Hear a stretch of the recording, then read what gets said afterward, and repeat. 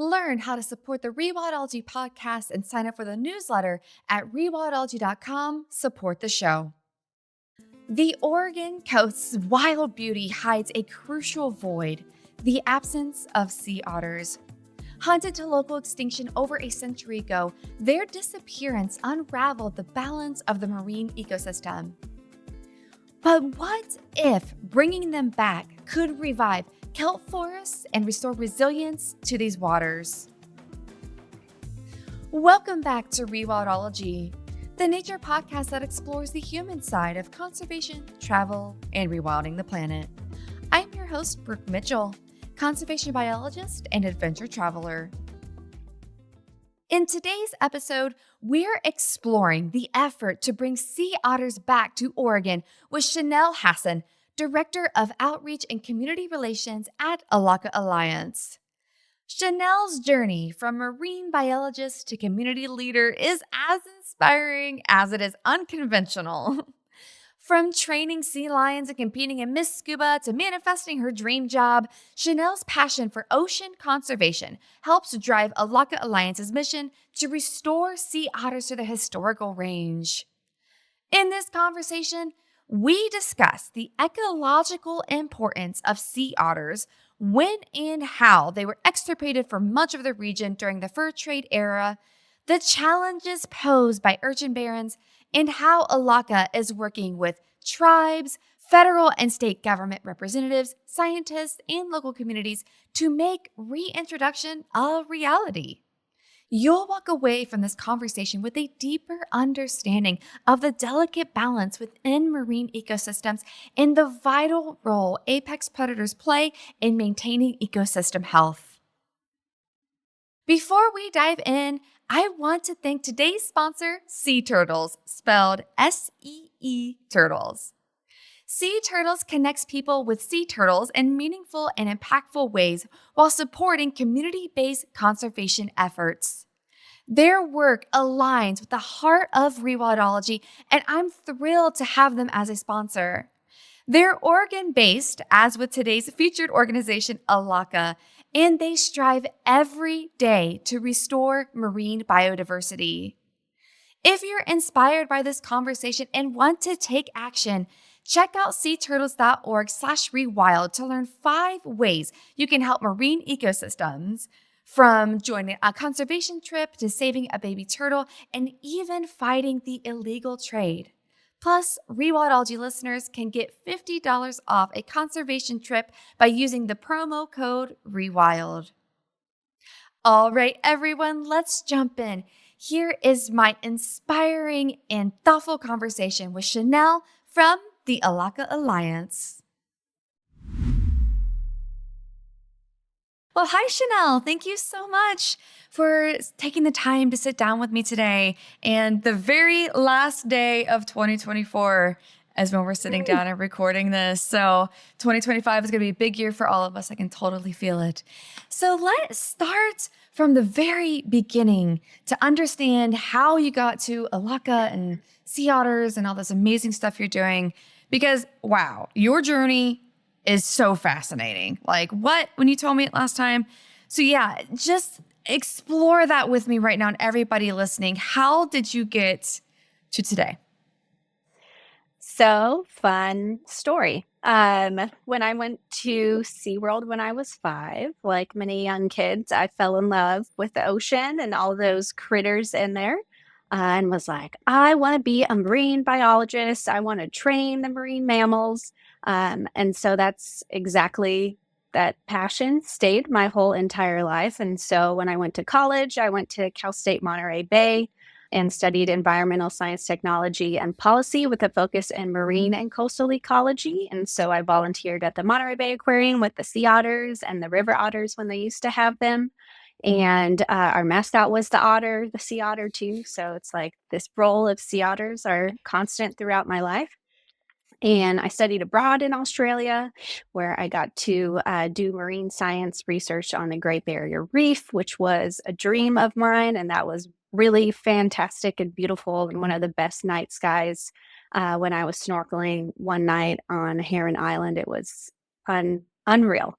And then let's see, from there, I graduated, moved back to LA where I was from, and got totally random odd jobs. Obviously, not a lot of marine science jobs in LA, but I was randomly the director of operations for the California Philharmonic Orchestra, which I'm not musically talented, so I don't know how that happened.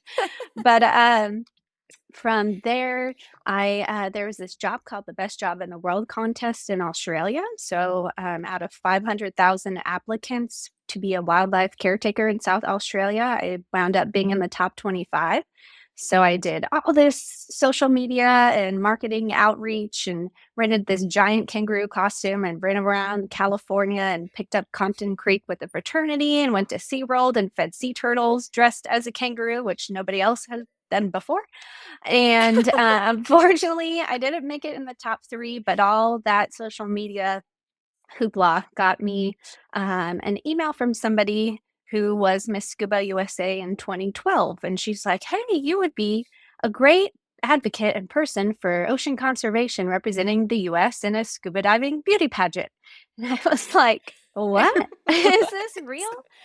And so I was like, heck, why not? So I applied.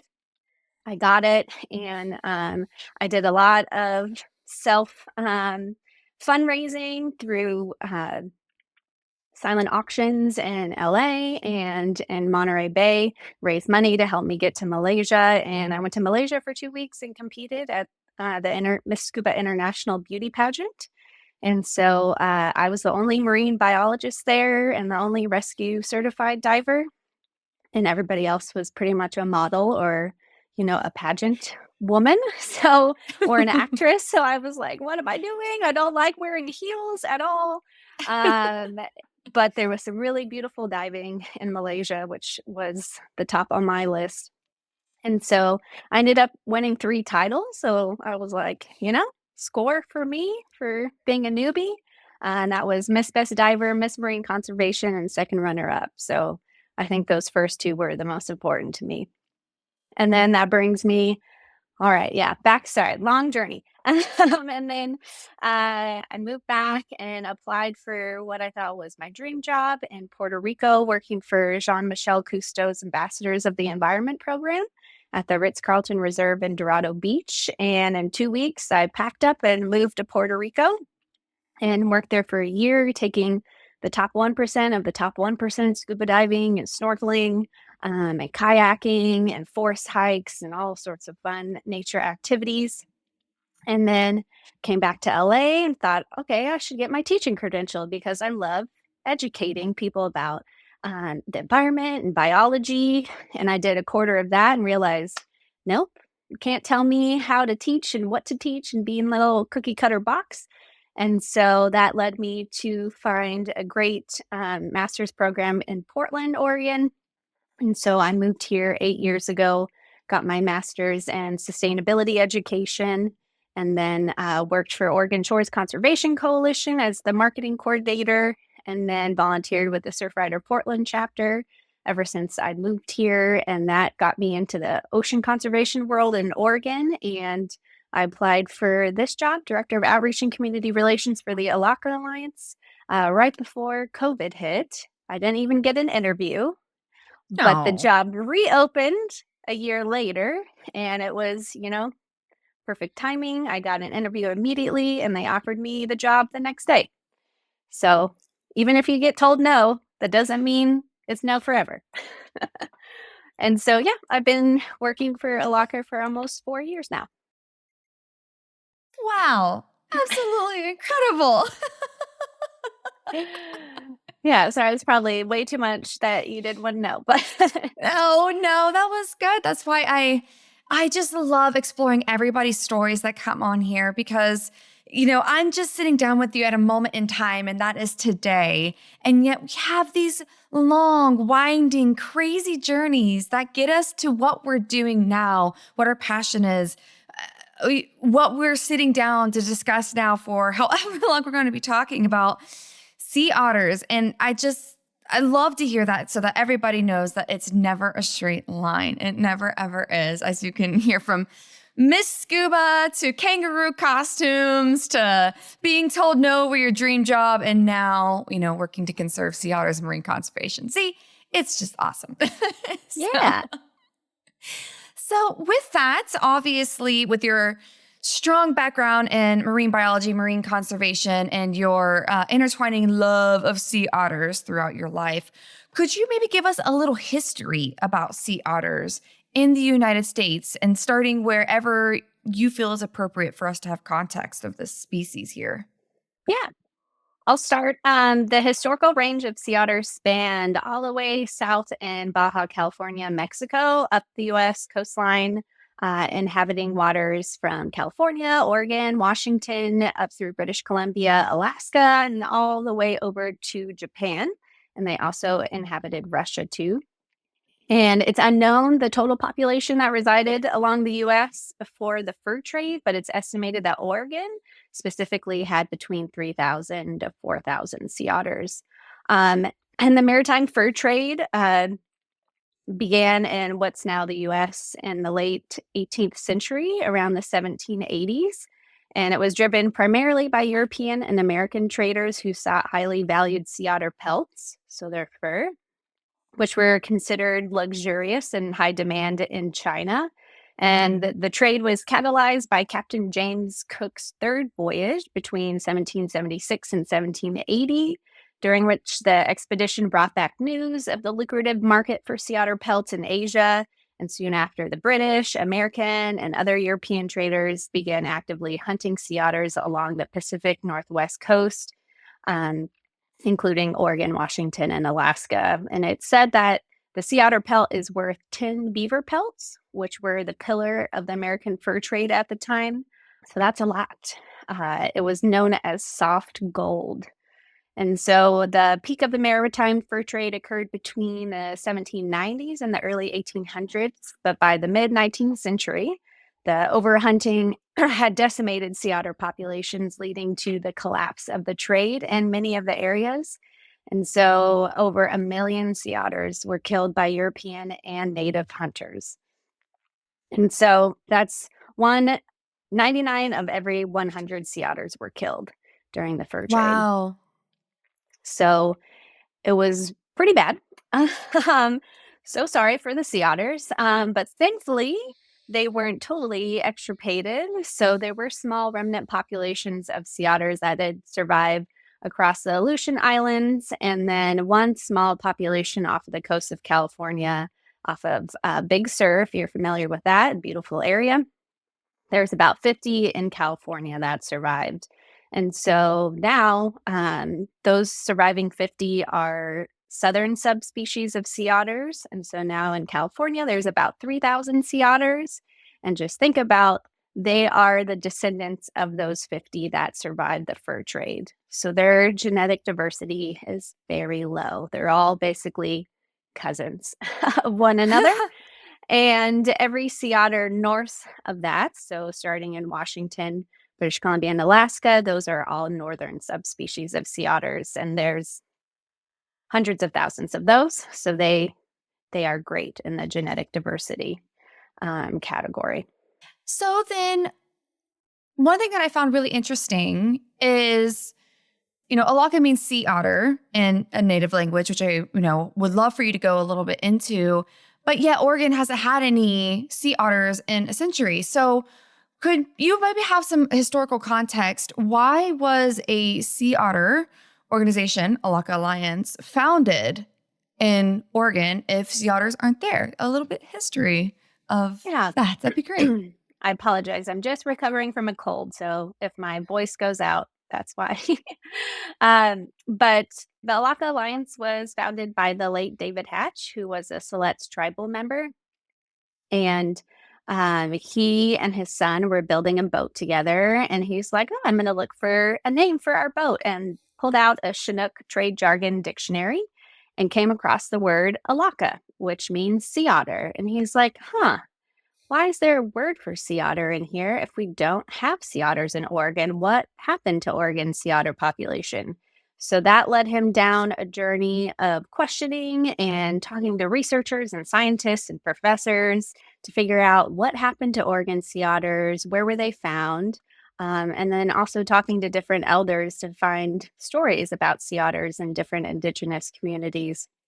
And so that started in 1999. So the thought of Alaka is, spanning multiple decades now.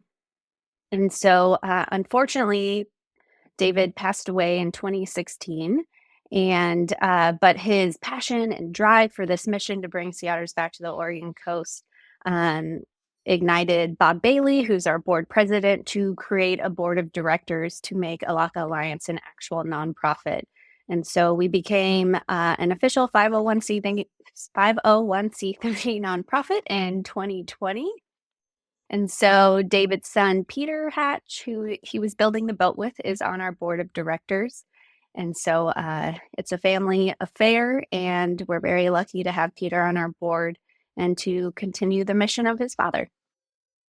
Yeah, how cool. How beautiful. Just how one spark of curiosity can be like, wait a second. And now, I mean, 99, wow, we're almost in 2025. That is a long time to be 26 years essentially to be pursuing this noble cause of bringing back a keystone species. Speaking of keystone species, sea otters are very, very important. So, could you maybe talk a little bit more about this on what has happened to Oregon's marine ecosystems without the key predators like sea otters and was it sunflower sea stars? I think that we talked about last time. So, Yeah.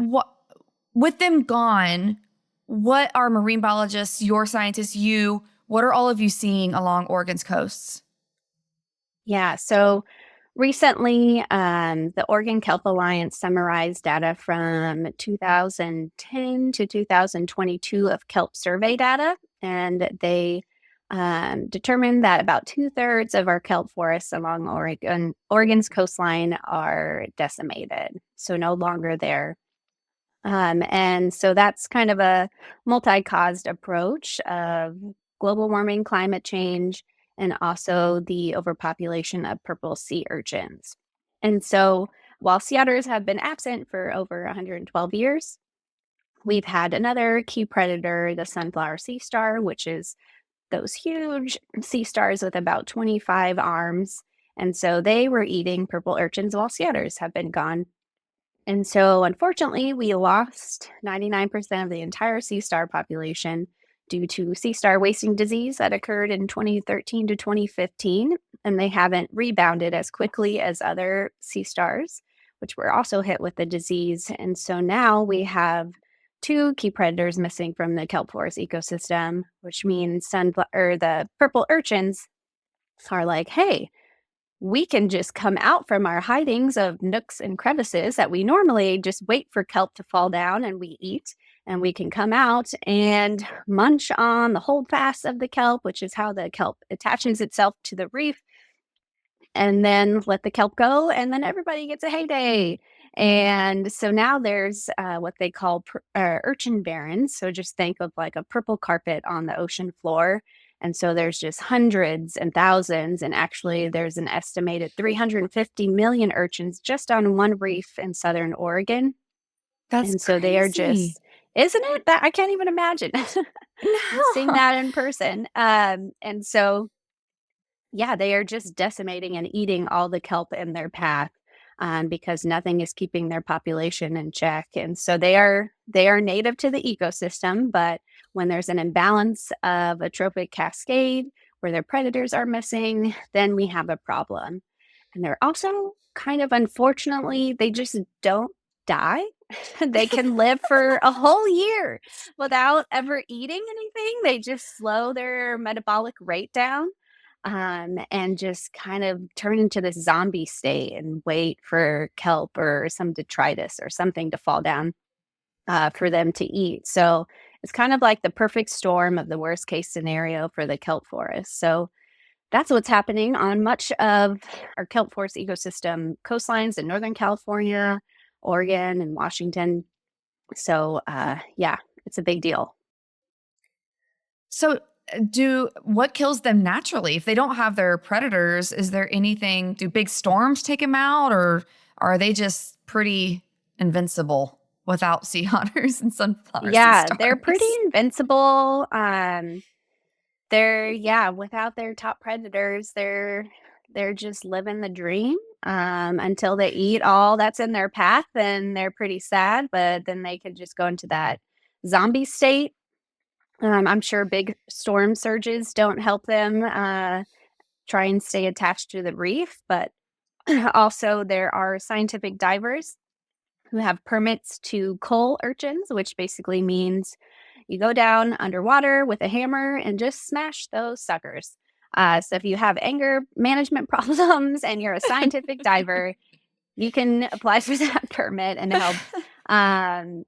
But yeah, so they basically go down and smash as many urchins as they can. And that's not a long-term solution, of course, but it helps clear a specific part of the reef where we can watch and see if kelp forests come back to life, or there's something called green seeding where you can grow baby kelp and throw those rocks down there for kelp to kind of flourish. So it's good for research, but that's definitely not a long-term solution to just go down and hammer them. Yeah, I mean, how often can we actually do that? Yeah. It seems that the more and more humans try to intervene, the more we're realizing that just bringing back ecosystems to their balanced state is actually the best plan, you know? Yeah. And Yeah. also, sea urchins are a delicacy called uni in Japan. And so there's also some aquaculture in the works happening in Oregon to try and just capture the zombie ones, beef them up on land, and then sell them to restaurants. So that's also one way to kind of combat it, but the need or the want for uni is not, extremely high. So it's just, there's lots of different steps to try and decrease the urchin population, but obviously the keystone species are the biggest one to help against to combat the overpopulation. Yeah. And speaking of that, going back to Alaka's work, so if sea otters have been gone for 112 years, how exactly do you all plan to bring them back? Is that part of the plan? Or and if you are, how close are you to getting there? But yeah, are sea otters coming back to Oregon? Mhm. So the Elakha Alliance hired top six renowned sea otter scientists to conduct a scientific feasibility study on the reintroduction of sea otters back to Oregon. So, is it feasible? That was the biggest question, obviously. And so, this scientific study evaluated key considerations for reintroducing sea otters to Oregon, such as habitats that could work best, how sea otters could affect these habitats and other species, and how Oregon businesses and communities could be impacted. And the six authors assess biological, ecological, demographic, health, welfare, regulatory, logistical, and stakeholder concerns, sharing findings that decision makers must weigh. So they covered a whole gambit of all the things that would need to be considered for reintroduction. If you are really into scientific reading, you can buy that actual feasibility study on our website. It's really thorough and well done. But in the end, they said, yes, it is feasible. So that is a step in the right direction. And then the US Fish and Wildlife Service also published their own scientific assessment of reintroduction of sea otters in Northern California and Oregon. And they also concluded that it was feasible. So that was another big step forward. It's ultimately U.S. Fish and Wildlife Service who will do and propose an actual translocation of sea otters because that's under their jurisdiction, because sea otters are protected under the Marine Mammal Protection Act. And so the Elakha Alliance does a lot of advocacy and education and outreach. So we are educating the public, engaging community stakeholders, and also conducting research to, put that on a plate for U.S. Fish and Wildlife Service and say, hey, this everybody's on board. Here's the science, and here's all the things you need to make this happen. So that is currently where we're standing. And we have a good relationship with U.S. Fish and Wildlife Service and have quarterly meetings with them and updates. And so they don't have a proposal for a reintroduction right now, but they estimate sea otters could come back to Oregon within 4 to 7 years. And we've been on this journey for about 5 years with the Alaka, and it took about 10 years for the California condors to get reintroduced with the Yurok tribe. So that's kind of like our goal of a native species being reintroduced again. So I like to think we're about halfway there to seeing sea otters back in Oregon. So yeah, it's an unknown, but we're working hard, and there's a lot of positive research about sea otters impacting kelp forests and estuaries in positive ways that I think are undeniable, that bringing sea otters back would be, such a positive impact on our ecosystems. Is there a chance or a way that they could naturally migrate back to Oregon? Great question. I get that question a lot. So sea otters are not a migratory species, which is why they haven't naturally just, swam back to Oregon and said, hey, we're home. And so actually about 1/3 of sea otters today are due to successful translocation efforts. And so sea otters were reintroduced in Washington in the 1970s. They were also reintroduced in Oregon at the same time. And unfortunately, it was not successful in Oregon. And there's not, one reason that we can pinpoint why that didn't work. Our board president, Bob Bailey, has done presentations on the 1970s translocation, which can be found on our YouTube if you're really interested. But basically, researchers think they didn't release enough animals during that time to withstand natural immigration and mortality rates that happen in a translocation. So they did survive for about a decade and have pups, but they eventually just disappeared. And so 50 years now ahead, we have much better translocation methods. And also, none of the sea otters were tagged in the 70s, so we don't know where they went. And so now we have a lot of people who would be really eager to do some community science and watch sea otters. So I think a future translocation would be much more successful, but they are wild animals, so nobody ever knows. But I think we have enough data and science now to understand from past translocations how to make a more successful one. Yeah, that's really exciting. Yeah, sometimes it's so unfortunate when translocation projects don't work, and especially the 70s, wow, we're talking 50 years ago at this point, and that now we're just not having the conversation of maybe it happening again. But like you said, thankfully in that amount of time, this industry, this field has progressed so far, and there are positive and concrete examples of this working in other areas. So it's not completely new. It's not like the wolves of Yellowstone in the 90s. Like, it's okay. We have some data. We have some work. We can hopefully make this happen. And then going to the people side of this, do you predict or do you see any benefits or potential not benefits, like bad things maybe from a socioeconomic side? I'm sure a part of that feasibility study that people were talked to, stakeholders were talked to. So what came out of that? What are the potential barriers from maybe a people side of bringing sea otters back? So based on our feasibility study, it was concluded that more socioeconomic impact assessment should be done. And so we're working on that, and also U.S. Fish and Wildlife, once they do propose a reintroduction and pick the actual translocation sites, they would do socioeconomic impact assessments on those individual sites too. But we are conducting a shell fisheries impact assessment on the South Coast, specifically oyster farms, because there has been some interaction with sea otters and oyster farmers in Alaska. So we are learning from that. And sea otters don't normally go for oysters in the wild, but when they're, in a bag sitting there as kind of a free meal, it's like, hey, why not? Right. But but there are oyster traps that they can be sea otter resistant. So just have to kind of function it a different way. And so U.S. Fish and Wildlife Service is working to perhaps provide those sea otter kind of safety traps to Oregon oyster farmers if in the case that that needed to happen.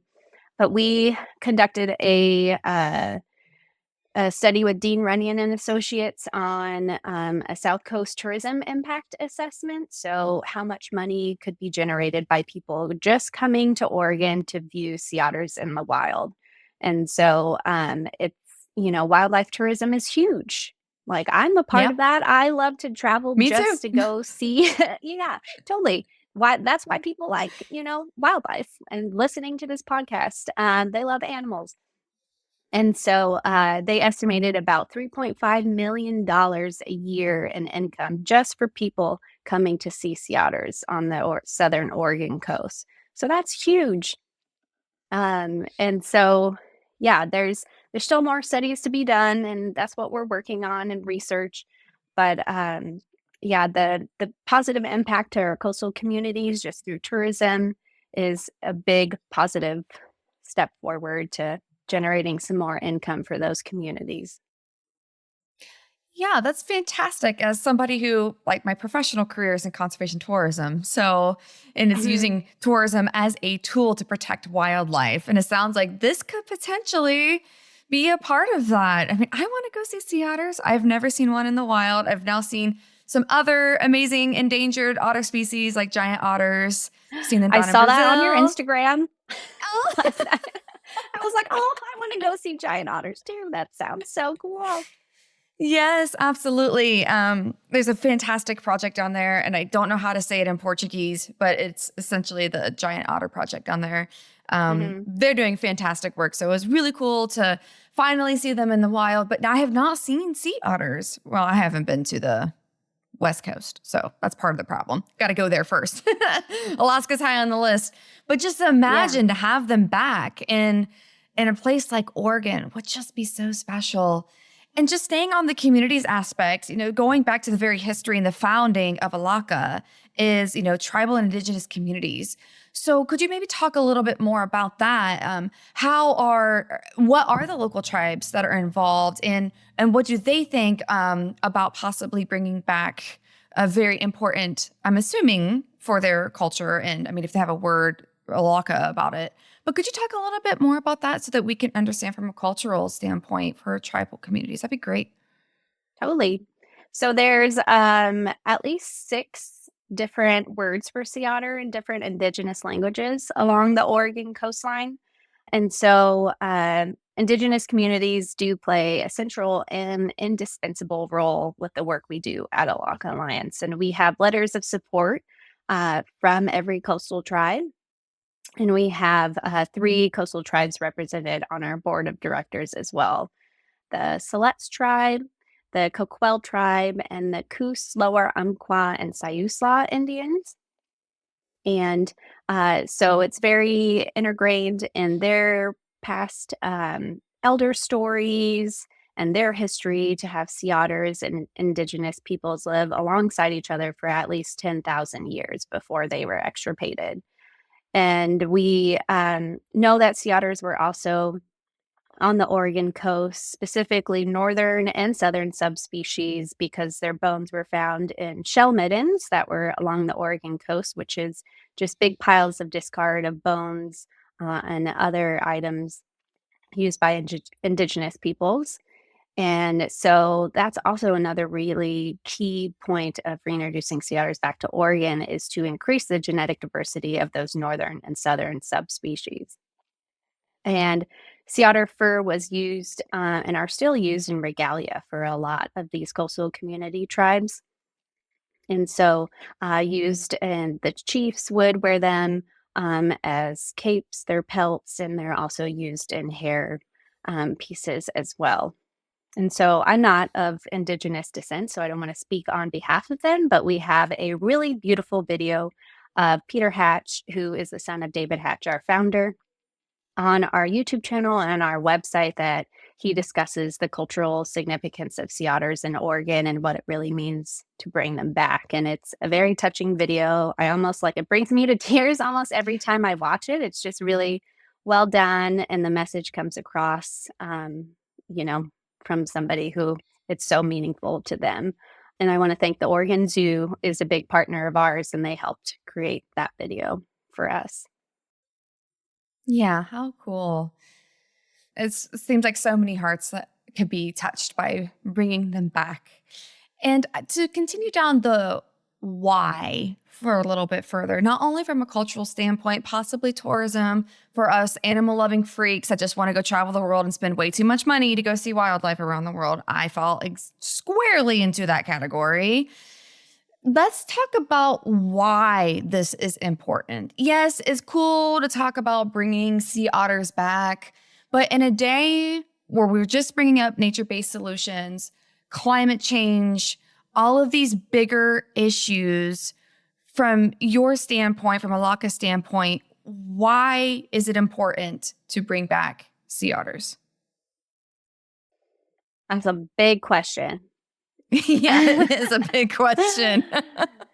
I'll circle back to that sea otters are a keystone species. And so that means their presence in the ecosystem is disproportionate to the impact on the environment compared to their abundance.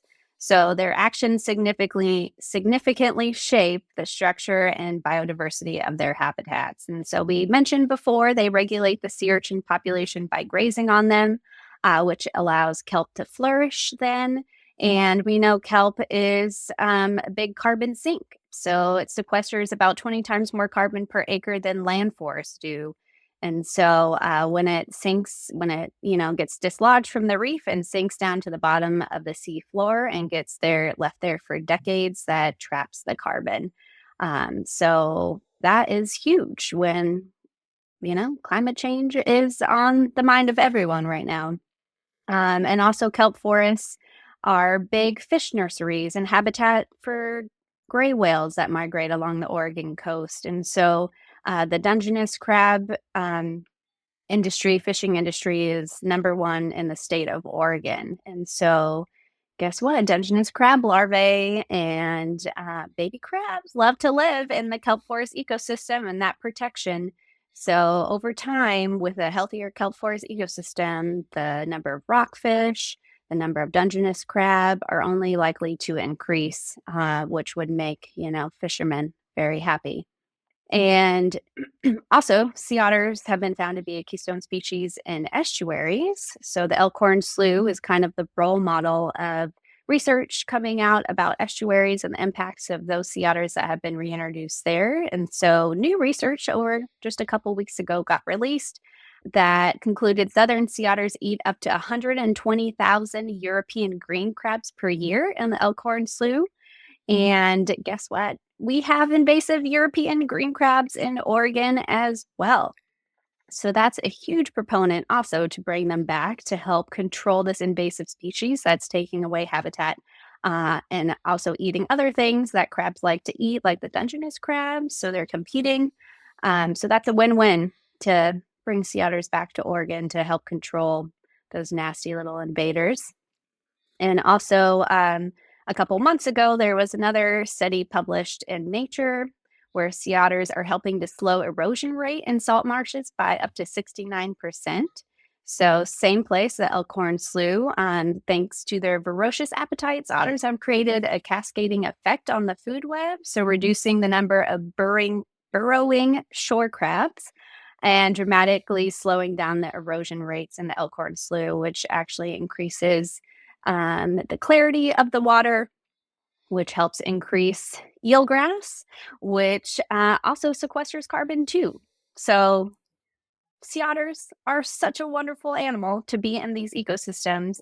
And I think we're missing out in Oregon. We need to bring them back to help all the things. Everything is so interconnected, as we know as scientists and the environment, that without sea otters, we're missing a healthy ecosystem. Yeah, I'm so glad you brought that up. And You brought up exactly the point I was hoping you were going to, and that was the carbon sequestration. Blah, blah, blah. Sometimes I that know. word gets me, you know? I I've know. been It gets saying me it every for time. so many years, and still I get tongue-tied. It's amazing. But Rewildology is a part of the Global Rewilding Alliance, and they've been talking a lot about these keystone species that have a disproportionate effect on mitigating climate change, like if we would help restore their populations as a tool, one of the many tools in the tool bag for helping that. And they were just recently, very recently, talking about sea otters. And you brought that up perfectly. And the big thing is they protect the kelp forests, which I mean, oh my gosh, you want to talk about an ecosystem that is just so important for our coastal waters, just the kelp forest and them being gone. And then speaking of the kelp forest, so I've never been part of a marine restoration project. So out of curiosity, what will come first? Or is this kind of like a chicken or the egg question? Do we bring sea otters back to then quell the urchin population? Or do you start growing kelp forest and then like doing the best to human, just bash these little turd sea urchins?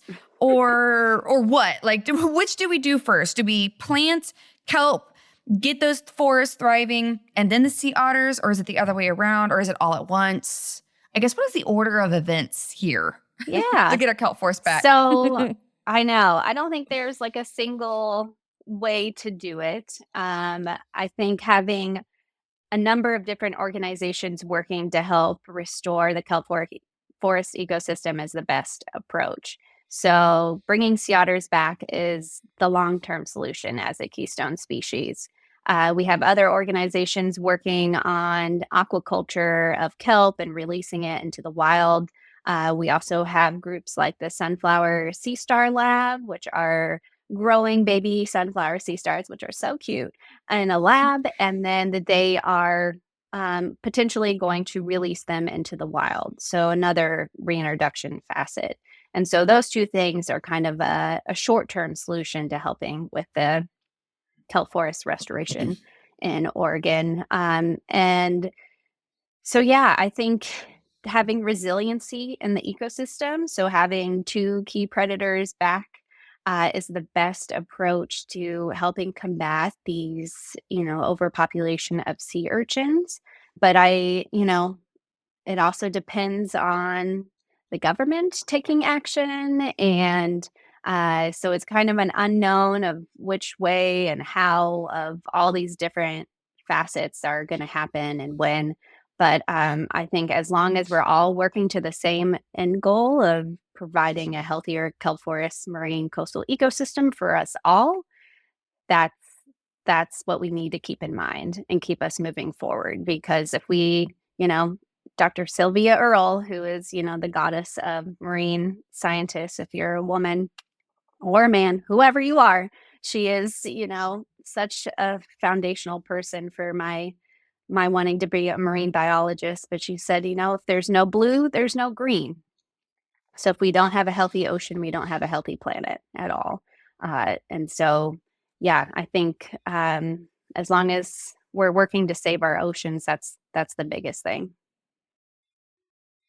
And so if Alaka is about halfway, you would think in the timeline of things, to bringing otters back, then what is like the big goal for 2025? If you're working like halfway there, like what are you doing? What is the organization doing to continue moving the goalpost forward, but knowing that the final goal is still a little ways away? So what is it that we're hoping to accomplish in the like near term next 12 months? Yeah. So we've got several different eggs in the basket, I guess, so to speak. I don't know if that's the best term. But we just started doing some more political advocacy work. So there's an action alert on our website if you live in Oregon that it takes like 2 minutes to fill out, and you put in your information, and we have a letter proposed that just sends directly to your representatives that you want sea otters back in the Oregon coast and what it means to you. So I think we have over 260 letters sent so far, and I just launched that a couple months ago. So that's important. So we're trying to, keep it in the minds of our state representatives that the people, their constituents, want sea otters back on the Oregon coast for the betterment of us all. And we're also hopefully going to release a really important statistical model on sea otter reintroduction in Northern California and Oregon that's been working with several partners. I don't know how much I can say about that right now, but it's basically showcasing, different places along that coastline and the likelihood of success. If you released, you can put in 25 males and 50 females in this one spot, and it'll show you the likelihood of success. Too many S words. Success statistically of sea otters in that population over, like a 20-year period of time. And so that's really important because there's a regional approach for reintroducing sea otters in Northern California and Oregon currently. So we work a lot with our California stakeholders and partners that want to do sea otter reintroduction down there. So that's also something that we're working on moving forward. And we're also working with the tribes in California as well. And so we're looking possibly to do a tribal conference and meeting in Oregon just based on sea otter reintroduction that combines the Oregon and California tribes to, kind of cross-pollinate our thoughts and processes moving forward. And then obviously just continuing to do our public outreach. I've already got like a full list of presentations and events for January and February of 2025. So I'm excited for that. And also just a shameless plug, our biggest fundraiser of the year is the Oregon Otter Beer Festival. So I host this really fun event in Portland. It'll be April 12th, 2025. And this will be the fourth year where we have local Oregon breweries making a sea otter themed beer using Maris Otter malt, which we just use that fun name and have them make an otter beer. And then I've got a winery, cider companies, and a ginger beer company, a sake company, because there's sea otters in Japan. So why not involve a sake company? Yeah. And we've got some really wonderful silent auction and raffle prizes. So if you're an artist or an author or somebody who wants to maybe donate something for that auction, please reach out to me. We always get some really beautiful things. And that part of the event raises at least $5,000 alone for that silent auction. So anyway, that's always one of the biggest things for me to do. And yeah. Well, please keep us posted on that really cool event. Oh my gosh. Oh, I wish I was closer to the West Coast because then I would be like, that sounds amazing. Like I would be all over that. I would make sure I would Uber there and have a hotel nearby because I would want to enjoy that to its fullest. We do have people that come from out of state each year just to attend, and it sells out each year. It's like very intimate, only 300 people. So, if you want to make it an event on your calendar, maybe come out. I'll take you to the Oregon Zoo. You can see the sea otters there because they're not on our coastline. Yeah, well, keep us posted as like the dates are announced and everything like that. And then I can keep, of course, the Rewildology community in the know. This really big fun event is coming up, and there's so many incredible, passionate people that are part of this community. And probably you're even close to Oregon. I actually know of 2 people, literally right off the top of my head, that would be there immediately. I'm probably going to tell them after this, like, hey, by the way, what are you doing April 12th? Because I know a really cool event that you would love. So yes, please keep us posted on this, Chanel. I will. So I would love to just switch to you for a little bit. And I really love asking this question to people come on. And one of the big reasons why I wanted to ask you is because you have such a winding career. Like you've done so many different things. You've been on different continents studying marine biology, marine conservation. and doing things that are way out of your comfort zone, all in the name of raising marine conservation awareness. So, what advice do you have for those listening? Maybe those that are brand new to this field where they're just getting their feet wet and like really don't know what to do. And maybe those of us who we've been in it a while, and maybe we're still trying to like figure things out, or we want to progress further in this and have more impact. From your perspective, for both camps, what advice would you like to give us? Yeah. Let's see. Well, everyone's journey is so different, you know. I would say I've I think it's good to kind of dip your toe or your fin or whatever you would like to do into lots of different realms of something that you're interested in. So, like I did marine mammal training. I trained sea lions at the sleuths program at Moss Landing Marine Labs, and then realized I don't know if I want to do that as a full-time career, but I love working with animals. So I just continue to volunteer at the Monterey Bay Aquarium with animals. And I think it's also really great to meet people in fields or doing professions, jobs that you want to do and connect with them and learn how did they get there? Like what schooling did they do? Do they like their job? And just, continue to make these friendships with people. And I think that's I'm really a people person. So if I meet somebody, I get their information and I try and stay in touch because you never know if a position might open in their field. And they're like, oh, I remember meeting that Chanel. She was really interested in sea otters. Let me see if she might be interested in this position. So I think it doesn't hurt to just reach out to people.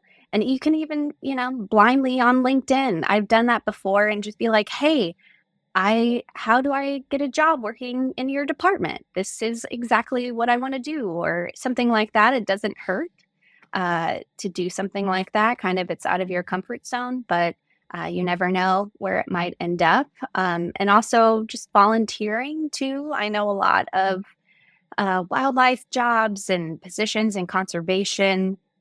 A lot of them are unpaid. So if it's possible to volunteer, a couple hours a week for like a zoo or an aquarium or something along those lines, I know that that's really helpful on a resume, or also getting to know people in that field too is really crucial to making those impacts and connections in the field that you might want to work in one day. So hopefully that's helpful.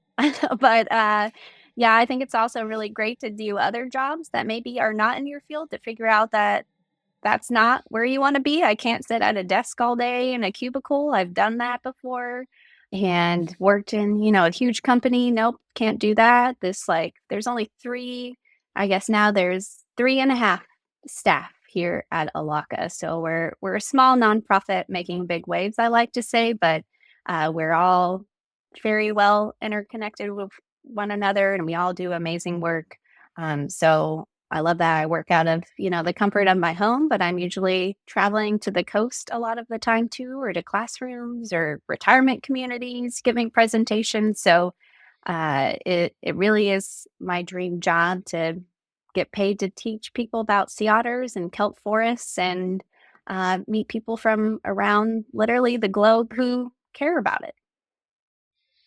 Yeah, that's fantastic advice. It's amazing who you meet when you just put yourself out there a little bit. Mhm. And especially exploring. There's so many ways to be a conservationist, to be a marine anything, just anything in this field. There's so many different ways you can do it, and there's probably a niche for you. So, yeah, that's fantastic advice.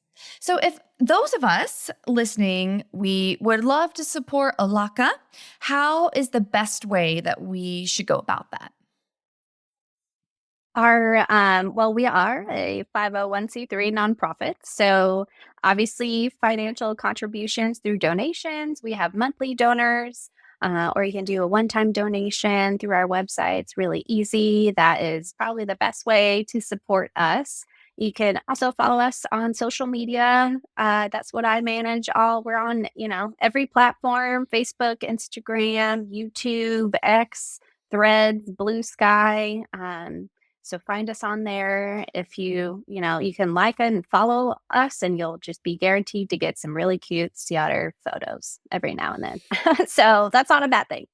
Um, and we also do presentations too. So if you're a teacher or you volunteer with a nonprofit who does, learning meetings, or you work in a business and they have kind of lunch and learn things, you can invite us to speak. We do that, locally here in Oregon, and also via Zoom. So I'm giving a presentation to the Cincinnati Zoo staff and volunteers next month. So yeah, we're happy to do presentations if you want to learn more about sea otters and kelp forests and their impacts on the ecosystem.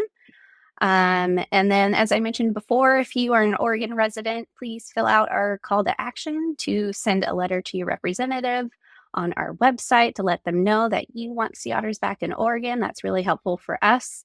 And then anyone can just spread the word that sea otters are missing on part of their native habitat along the Oregon coastline, specifically here in the US. And we're the only state that used to have them that has zero. So just helping spread that information and why it's really important to bring them back as a keystone species and culturally significant to our Indigenous communities as well that goes a really long way. So hopefully you can do one of those things or all of those things and make my day. But yeah. Well, Chanel, this was a beautiful conversation. Thank you so much for taking the time on the very last day, like I said, of 2024, celebrating with me and having a beautiful conversation with a lot of hope and actively working to restore a keystone species and a very important vital habitat as well off the coast. So thank you again for spending the time, and I cannot wait to share the story with everybody. Yay. I also want to say you can visit our website. Oregon, you can find it OregonSeaOtters.org. It's a little easier than spelling AlakhaAlliance.org. But there's a plethora of information and research and science and videos about the maritime fur trade, cultural significance, sea otters, kelp forests, all that stuff for you to dive into. So it's a really great resource if you want to learn more. Yep. And I will make sure to have all those links available at rewildology.com in the show notes. So everybody, if you want to go to one spot, if you're like, how do I spell Alaka? I have no idea. You can just go to Rewildology. I will make sure it's all there for you. So again, Chanel, thank you so much. It was fantastic. Thanks, Brooke. Thank you for joining me on this wild adventure today. I hope you've been inspired by the incredible stories, insights, and knowledge shared in this episode. To learn more about what you heard, be sure to check out the show notes at rewildology.com. If you enjoyed today's conversation and want to stay connected with the Rewildology community, hit that subscribe button and rate and review the show on your favorite podcast app. I read every comment left across the show's platforms, and your feedback truly does mean the world to me. Also, please follow the show on your favorite social media app, join the Rewildologist Facebook group, and sign up for the weekly Rewildology newsletter. In the newsletter, I share recent episodes, the latest conservation news, opportunities from across the field, and updates from past guests.